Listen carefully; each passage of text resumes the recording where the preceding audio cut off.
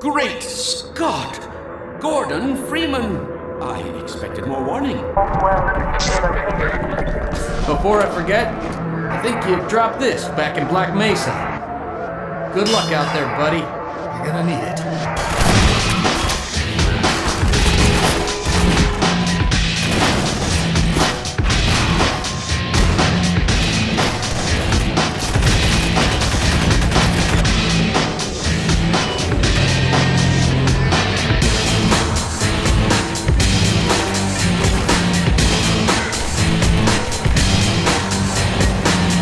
Dr. Freeman? Gordon Freeman? Is that you?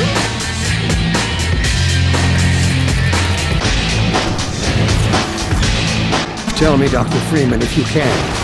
You have destroyed so much. What is it exactly that you have created? Can you name even one thing? I thought not.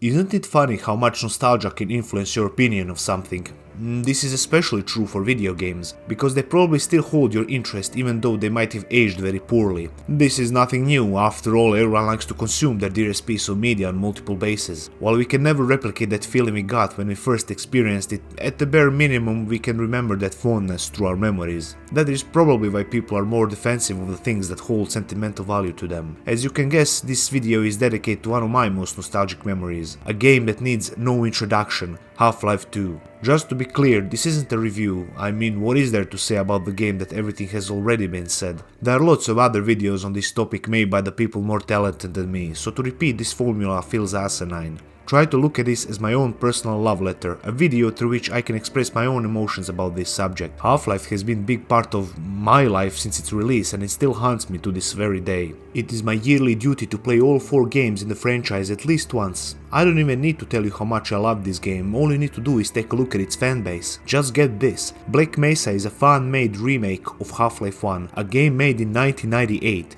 Keep in mind that this isn't some minor quality of life improvement from the original, this is a completely remade, full-fledged video game that fans took it upon themselves to make. From the music to the fun gameplay, they nailed the feel of Half-Life perfectly. It is so good in fact that you might as well think that Valve themselves made it. They even remade the last level into something that is actually good and unique. It is a full package and you have to experience it. For the fans of Half-Life, it is a must-have. It just shows how much influence one game can have. While the first game is still a very good classic, it is the second installment that made history. I don't know how many times I've walked through these first corridors of the game, and each time I love every second of it. I can go on and on like this for hours, but I think it's time for me to show you why I worship this piece of media so much.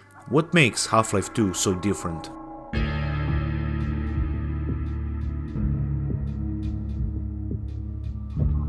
It's always easy to say game good, game bad, but what is most needed in that situation is some kind of a presentation for each statement. While you can point out the fact that any piece of art is subjective, your standpoint should be based on some kind of an argument that contains aspects of the game that made you think a certain way. On that note, it would be for the best that I start with presenting my own experience which led me into this mindset. The big reason why people still credit Half-Life 2 after so many years is its influence on many games that came after it. Many things that we take for granted now, Half-Life invented almost 2 decades ago. While it was indeed a revolutionary title for the time, I would go as far as to say that the game is very good even for today's standards and does a lot of things better than most of modern AAA experiences. You need an example? Okay, then let me ask you something. Do you like beautifully rendered in-game cutscenes? We are not so different, your traveler and I. Exactly, neither do I, but why do we hate them so much? Is it the atrocious, over-exaggerated facial expressions that in no way, shape or form feel natural? Perhaps the dialogue is something that sounded a lot better in someone's head, but in reality... The light lives in all places, in all things. You can block it, even try to trap it, but the light will find its way. Half-Life has none of that. The game utilizes something we call a environmental storytelling. It is basically a good way of presenting a narrative. Instead of stopping gameplay and throwing everything in your face through cutscenes that take so long that you might as well watch the game, Half-Life does it in a much different and in a much better way. Story elements are everywhere, you just have to observe them. Watching characters interact or noticing certain visual details gives you plenty of puzzle pieces from which you can conclude what is actually going on. Just from the context of a specific situation, you can easily interpret the story's development if you just pay attention. You know, like in real life, even when NPCs talk, you are still in control of your character, listening because you want to, not because you are forced to. A textbook definition of less is more. I can present a good example of this in the very beginning of the game. You know absolutely nothing when you leave this train. The natural course of action is to explore a bit. It's easy to notice that everyone is wearing some sort of standardized blue uniforms. The ones who aren't look like some sort of police force. What else do we have here? Noticing comments from nearby civilians, it's easy to feel the tension in the air. The people are waiting in line for food portions that come from this weird machine, meaning that there isn't any sort of free market, but rather your needs are provided by some unknown ruling government. The big screen presents someone who we suspect is the authority figure, telling some borderline creepy shit, like a currently active suppression field that stops humans from reproducing, contrasts between decaying civilian buildings and pristine police equipment. All of these little details paint a very grim picture. The large metal citadel overlooks the town below. Clearly this is some sort of dystopian dictatorship, and the best part is we figured that on our own. Do you see what I'm talking about? The game isn't treating us like we're complete morons. This isn't just one example, the entire experience is like this. Unfortunately for all the revolutionary things that Half-Life brought to gaming that are present to this very day, this one great aspect of storytelling didn't see much representation. It would be good to emphasize that I don't really hate cinematics. I hate when they are insanely long and unnecessarily inserted in the middle of my playthrough. Oh, but we can't have you miss our overly pretentious script. If you want to make a game that has an artsy feel to it, then do it in a way that makes sense. Otherwise, just make your characters talk like actual living beings. Speaking of characters, let's talk about them. It's me, Gordon, Barney from Black Mesa. Nothing is better than developing a genuine emotional connection with your virtual mates. Everyone has so much personality, it's hard to forget even those NPCs that have very little screen time. Alex, other than just being an extremely well-written character, in combat she is real help instead of being a constant liability like your dumb NPCs usually are. Your old friends are here and just listening to them feels very heartwarming. That is what I was trying to say all along. You don't need expensive and beautiful visuals to tell a good story. No explosions or raw dramatic performances, just you and your buddies trying to save the world. Wait, I just thought of something. There might be some of you that don't actually know what I'm talking about. Maybe it would be for the best to get that part out of the way now. So if you have never played Half-Life, here's a brief rundown of the narrative. You play as Gordon Freeman, one of the scientists from the first game. Gordon used to work in Black Mesa, a research facility responsible for Resonance Cascade, an event that opened up a portal to a border world called Zen, making its inhabitants pay Earth a little visit. You alone fight against this intrusion and eventually travel to Zen itself to defeat the Nihilith, their supreme leader. After this, the mysterious G-Man puts you to sleep for the next task that might occur. Half-Life 2 takes place nearly 20 years after the first game. You have been in stasis this whole time and then already mentioned enigmatic G-Man wakes you up. Now the Earth has been occupied by the completely new interdimensional race called the Combine. Naturally, it is time to save the Earth again in a fiery fashion. It seems straightforward, but believe me, there is a lot to uncover here, which is a lot of fun when you take into account the subtle way the game develops its story. Combine occupation can be present in many segments both visually and narratively. Whether it be drained up oceans or polluted waters, their presence is seen in almost every level of the game. It is a good way of showing the enemy's reach and impact on the world. But no matter how good the story is, there is still that one most important aspect in every video game, which is how good is it to play it. Dear Dr. Green, why has the... How can you talk about this game without mentioning its phenomenal gameplay? The physics are probably the most recognized legacy of Half-Life 2. Almost anything you see on the ground can be interacted with. When in combat, you unintentionally wreak havoc on the nearby objects. The environment can be manipulated to give you a fighting edge, even if it is just picking up an item and putting it somewhere else. This feature is so good in fact that I even remember when I was still a child playing this game. Sometimes I would go to some random building and started role-playing.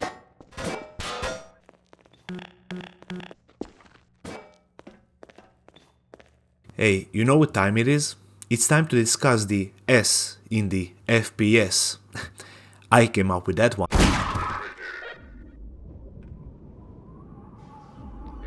My god, is shooting so satisfying. The already mentioned source engine does wonders here. Enemies enter ragdoll physics upon death, meaning that their body reacts to the force of your bullets. It also depends which weapon you are using. SMG helps with peppering soldiers with lead, while high force revolver sends them flying. Even air vehicles don't have pre-made animations when destroyed, but rather they fall apart before your eyes and then their remains fall to the ground. While on subject of guns, Half-Life 2 is very similar to its predecessor. You expand your arsenal as you play more and more. Everything you use is much more than just a weapon, but rather a tool at your disposal. Shotgun is the best for close combat. Revolver is a slow firing but a high damage beast, and the pulse rifle is perfect for mid-range shootouts. Fighting airborne vehicles is so much fun because of the laser targeted RPG. Although entertaining, none of these weapons hold a candle to one and only Gravity Gun. Gravity Gun, in case you don't know, is probably the best weapon ever created. Perfect for Half-Life's physics. Pick up an object and throw it with immense force. Anything that isn't alive can be picked up and is here for your amusement. One of the great reasons why this game is so much fun is because how it always keeps the gameplay fresh. What do I mean by this? Well, are you tired of linear shooting segments? We got you, fam. How about a cozy buggy ride on the beachside? Had enough of that as well? Okay, here's a prison assault with the help of your insect pets. And just like that, when you first get the gravity gun, the next section of the game is this zombie-infested town. On the first glance it looks like some sort of horror segment, but in reality it is actually a wide playground to test your new toy. And the zombies are your playmates. Yeah, I already know that this is nothing more than a demo for Half-Life's physics, but it is fun and that is the most important thing. Test the possibilities of the gravity gun to its very limits. Pick up a saw and throw it at zombies. Slice them in half. Yeah, throw all kinds of junk. Even an explosive barrel. Just take it and send it flying. Well, I never said don't be careful, and how could I forget that one part when confiscation field accidentally empowers your gravity gun, turning you into a literal god of war. Now, nothing is safe from your immense carnage. Hey, can someone turn that down? I can't hear myself think here.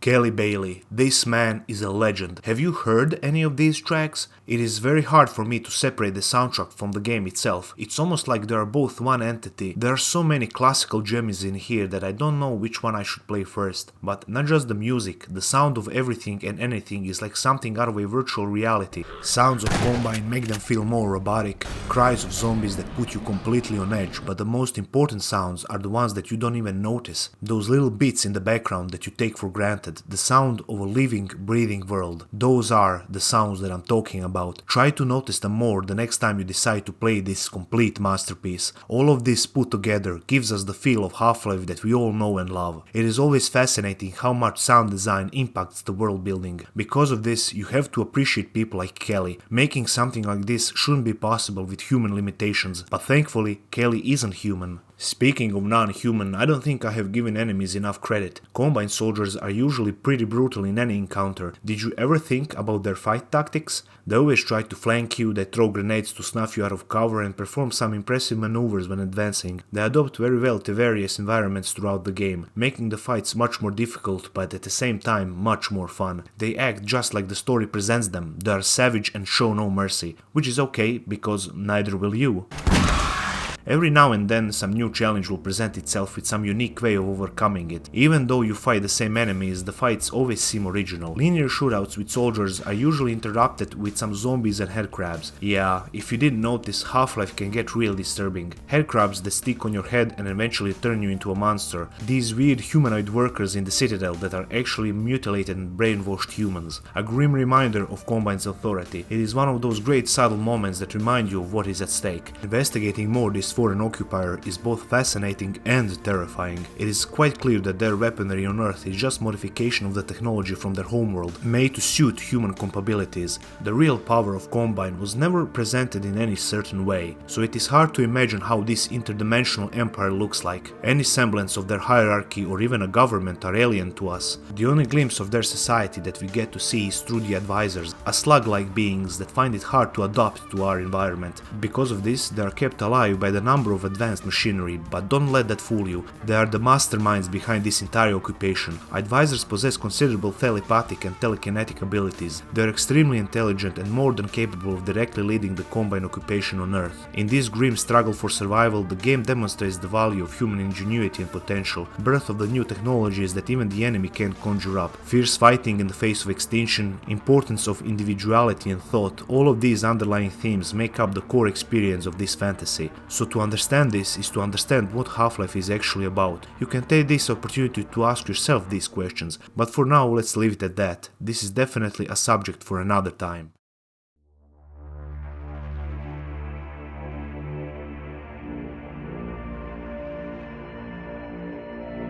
I really went on a rant, didn't I? I guess the most important part of this whole ordeal is that you definitely should play this game if you haven't already. It is a part of history and you shouldn't deprive yourself of it. Like it or hate it, you can't deny its influence on the gaming scene at the time. Valve at its prime made something timeless, so at least we can appreciate that. And yeah, there is that one more thing to discuss. When I say that you should play Half-Life 2, I mean all three games, the base game and its two episodic releases, each unique in its own way, and they make such a good build-up for episode 3 that never came out. Yeah, one of the greatest games of all time still doesn't have a conclusion, and by now it probably never will. I don't know if this is for better or worse, since the hype for the game is so large, it would take a supernatural force to make something that can satisfy everyone's expectations. Maybe, in some strange way, it is better this way. At the end of the day, we all have our own best versions of Half-Life 3 in our heads, thinking of how it should have been made with our own imaginations. The biggest problem with this is that Half-Life, with its unique way of storytelling, is always making us think for ourselves, not just to conclude what is happening in the moment, but also to imagine how the story is supposed to develop based on what we know. Saying this, it's easy to determine that everyone has their own theories and twists of Half-Life's ending, and the fact that we will never know for sure what the real ending will be, that is the true tragedy of this legendary title.